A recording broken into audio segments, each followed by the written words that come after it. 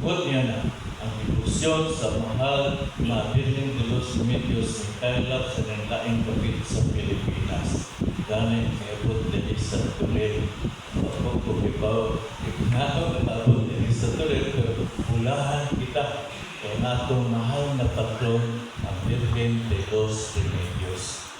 Kung sa mga katuyuan o kung sa mga mahatag sa Birhen de los Remedios sa nato karon, ang Birhen de los Remedios makahatag ka nato ini sa itong kapilya o duha ka butang importante sa itong kinabuhi sa itong katalibanon.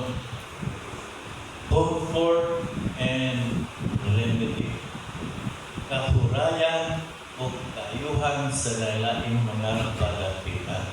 So kung atong ipadayon ang pag-ampo sa itong mga birhen na mamaayon kita sa lalaing mga kalatian o mahatagan kita comfort bisan pa sa atong mga pag-angos sa kasakit o pag-gol kita ni Maria kung sinisiro kita sa atong pagkamay kunatang kaniya o liko ng atong pagtuo ngadto sa atong Ginoo.